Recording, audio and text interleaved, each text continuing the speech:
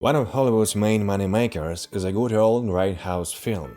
Whether it's a horror movie, an action movie, or an iconic movie, it includes snapshots of real life. The film can be of any other genre, and the only difference is that more blood and gore is shown. The original picture, The Texas Chainsaw Massacre, is often considered to be one of the most revolutionary films in this genre. The film itself and its main character, Leatherface, was inspired by a true case that happened in the 1950s. Saturday, November 16, 1957, Bernice Worden, the owner of a hardware store, was sure that she would return home when she left her house. She hardly realized that these were the last moments of her life. Bernice arrived at the store and began her usual morning routine. According to Bernard, a young owner of a gas station across the street, where you could see Worden's store, which was also a place for the company for the registration of killed deer. He saw her at 8:15 a.m., checking her mail as usual. Soon he noticed that a truck had pulled up to unload the equipment. A bit later, between 8:30 and 9:30 a.m., as Mushinsky recalls, the truck drove away. At the time, he saw that a man was behind the wheel, someone who Worden hired as a driver for basic delivery. Mushinsky continued to go about his business that day.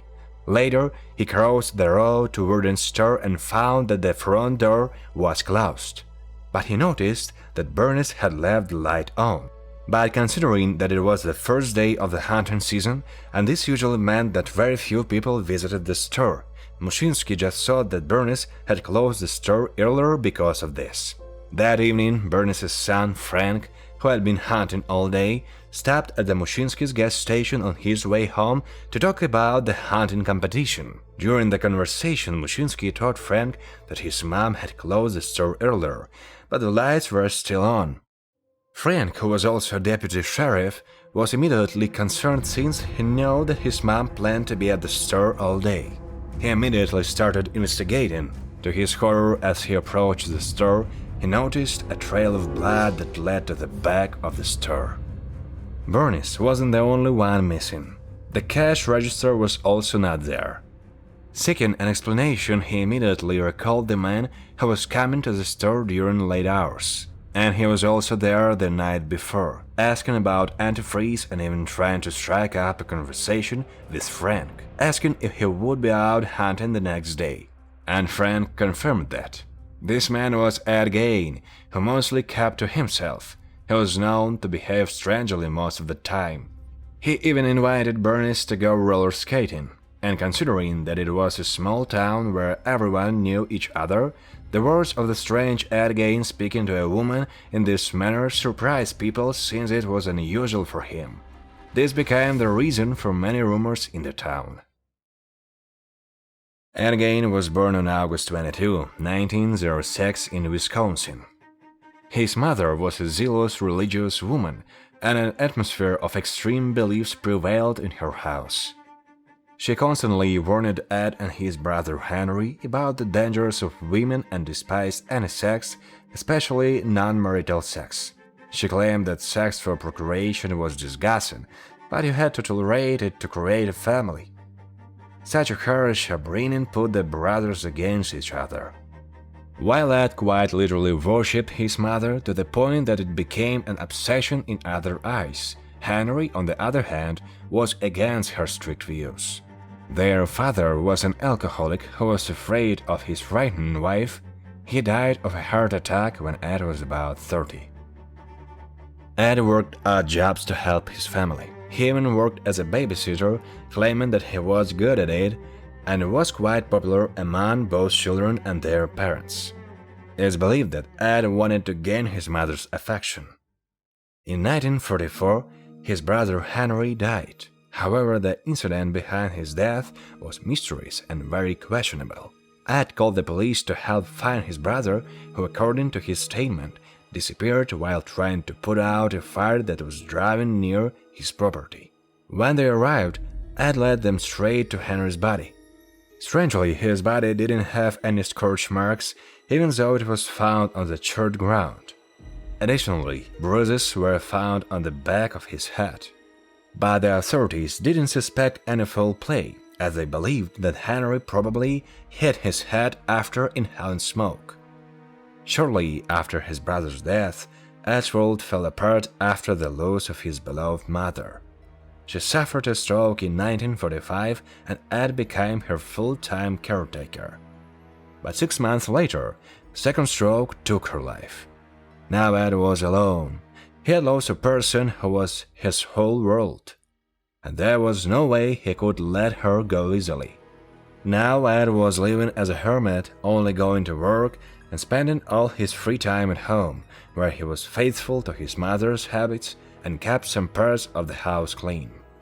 These parts of the house were boarded up, while the rest was completely abandoned. Ed Gein hasn't been disturbed before, but the time for that came. When Frank examined the scene of the crime, he discovered that the last sales slip for a gallon of antifreeze was written that morning and sold to Ed Gein. With his sheriff's instinct and reliable intuition, Frank immediately found Gein. A knock of Ed's door caught him in the middle of something horrifying. There were teenagers on the other side of the house who needed help with the car. But Ed knew these children. They were kids from the family next door, where Ed often had lunch. They noticed that his hands were covered in blood. He said that he was butchering a deer and needed to wash up before helping them with the car. Ed stayed for dinner with their family, and when they were finishing, they found out about Warden's disappearance. The neighbor's son asked Gein if he would drive him to town to find out more about what was happening, and he agreed. Before they left, the police arrived in search of Gein and found him sitting in his car with a neighbor's son. They met Ed sitting in the back seat of a police car and asked him to talk in great detail about how he spent the day from morning till evening. Then they asked him to tell the story again, and Ed couldn't. They began to interrogate him, to which Gein replied, "Someone is trying to set me up." The officers then asked him why was someone setting him up, and he replied, "Mrs. Warden." They pressed, trying to get more answers. They asked Gein what had happened to Mrs. Warden and why he was investigated. He answered something that only someone involved in the crime could know, since at the time people only knew that she disappeared. Gein compromised himself with the phrase, "She's dead, isn't she?" While he was in custody, officers searched his property, and what they found was truly terrifying. Mrs. Warden's body was in the shed, hanging upside down by the ankles, decapitated, and dressed out like a deer. Her head was found in a sack, and her heart was found near the stove in a plastic bag. Mrs. Warden's body was among other human remains found on the property. A refrigerator full of human organs was also found in the Gein estate. Later, some people guessed that he kept them to cook and eat them in the future. Other discovered bodies were unbelievably found as if they were part of a household decorum. They found furniture covered with human skin and body parts, a wastebasket, lamps, window shades made of leaves, and even a chair with fat still there, used as a seat. But that wasn't all. The skulls were used as a bedpost, and various body parts were also found: noses, lips, nails, boxes with body parts, and female genitals. And if that doesn't scare you enough, they also found leather suits consisting of leggings, a top with breasts, and 9 masks made from the skin of women's faces. An autopsy later revealed that Mrs. Warden had been shot in the back of the head with a .22 caliber rifle and was mutilated after death. After a brutal interrogation the following days, Gein finally confessed to what he had done to Mrs. Warden, claiming it was an accident. Gein noted that he often fell into a trance, and then he usually snapped out of it before something dangerous could happen. But he doesn't particularly remember the moment of the murder, as it happened while he was in a trance. Judging by how many bodies were found on his property, Gein was a serial killer. However, he claimed to have dug up other bodies from the graves between 1947 and 1952. Gein often read the obituaries and explained that he often visited the cemetery. about 40 times during that time, but always in a state of trance. 9 times out of the huge number of his visits to the cemetery, he couldn't get out of his trance and dug up the bodies of middle-aged women resembling his mother, which he used to create the atrocities that the police found in his house. Several graves had been dug up and some body parts or even a body were missing, which confirmed Gaines' story. It's rumored that he also stole his mother's corpse after her funeral. Some say that he hoped to literally get under her skin. It's also said that he wore body parts and danced with them on the street under the moon. The face and skull of Mary Hogan, the owner of the tavern who disappeared in December 1954, were also found at his home. Some sources report that Gaines also confessed to her murder. However, most sources say that he never confessed to it, or confessed and then denied it. Some sources say that he did tell people that he killed her, but usually his confessions were simply written off as his strange behavior. Gaines was charged with first-degree murder in the case of Bernice Worden. He was also accused of stealing the cash register and its contents. Gaines pleaded not guilty by reason of insanity. He was diagnosed with schizophrenia, pleading that he couldn't stand trial. At first, he was sent to the Central State Hospital due to insanity concerning the crime he committed, and then he was transferred to another hospital. Strangely, after the trial, his house was destroyed by fire. All allegations of anyone's involvement haven't been confirmed. His car, which was used to transport the bodies, was sold to an amusement park. In 1968, 10 years after his hospitalization, it was finally deemed appropriate to present Gaines to the court for the murder of Bernice Worden, where he continued to plead not guilty by reason of insanity. He denied his right to a trial by jury, leaving his fate only in the hands of the judge. The trial consisted of 2 parts. The first was to determine whether he was guilty of murder, and the second was to determine whether he was sane or not at the same time of the murder. During the testimony, Gaines stated that he was checking his gun in Worden's store and it accidentally fired, killing Bernice. Gaines was found mentally insane at the time of the murder and subsequently found guilty. At a press conference shortly after the trial, he blamed his upbringing for his behavior. He was never charged with the murder of Mary Hogan and the grave robbery. He was sent back to the Central State Hospital for insanity concerning the crime he committed, from where he applied for parole in the 1970s. He was refused. Ed Gaines was there until July 26, 1984, then he died of respiratory failure secondary to lung cancer at the age of 77. So, you probably have a question: how did this terrible case inspire the Texas Chainsaw Massacre? Leatherface is a completely fictional character, but the elements of the story and the narrator were inspired by the true crimes of Ed Gaines. Director Toby Hooper said in an interview that his character Leatherface and some parts of the film were inspired by Gaines and his brutal crimes. Besides the main character, the relation to Gaines can be seen in the film's details. Some of them are hidden away in certain elements, others are directly demonstrated by the characters. For example, cannibalism, murder and dismemberment of women, scenes with rooms full of furniture made of human remains. To top it off, one character was hand-on a meat-hook. The scope of the Leatherface killing spree was wider than that of the real prototype. Ed Gaines was unquestionably a killer whose world was unhealthy, twisted and terrifying.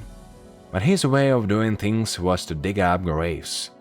At the time, Gaines was more commonly known as a butcher of Plainfield and a grave robber. Moreover, there wasn't any proof or indication that the chainsaw was Gaines' favorite murder weapon. And what's even more important, there were no signs that he used it on his murder victims. Another common misconception is that the Texas Chainsaw Massacre was based on true events because of the film's introduction, which states that the events of that day led to the disclosure of the Texas Chainsaw Massacre, one of the most terrible crimes in American history. Because of this, many believe that the story is based on actual events. The truth was that Hooper used his storytelling and creative decision-making as an advertising strategy, hoping to attract a wider audience. It was also presumably a cultural and political statement in response to a huge scandal involving the US government, which happened when Hooper was pondering about and creating the film, and the chainsaw was inspired by a shopping trip. After working on the plot for many months in isolation, Hooper found himself in a large crowd of people shopping around. And as he recalls, I always like these big crowds. There were so many people there. I was just standing there in front of the chainsaw rack, the light bulb burning out, and his gaze shifted from the chainsaw to the crowd, as if saying, "Oh, I know how to get out of this place quickly. I'll just turn on one of these things and make noise." Of course, I didn't do that. It was just fantasy. The Texas Chainsaw Massacre was one of the iconic horror films of the new grindhouse genre released in the 1970s. Rightly so, it completely changed the modern way of creating and consuming horror films. This low-budget film subsequently led to the now billion-dollar horror movie industry and a huge segment of the Hollywood economy, produced by such famous filmmakers as Brian De Palma, Wes Craven, John Carpenter, and of course, Tobe Hooper. Popular website Screen Rant rates the 1974 version at the best of the Texas Chainsaw Massacre series, stating that it doesn't matter how many reboots and sequels are made after the Hooper's original film. Nothing will ever come close to the feverish hallucinations of 1974. The genre doesn't matter, all the stories are always based on something. And the next time you read your favorite novel or watch a movie, think about it and ask yourself, where did this idea came from? And as always, if you like this video, press the like button and subscribe to the channel. See you in the next video.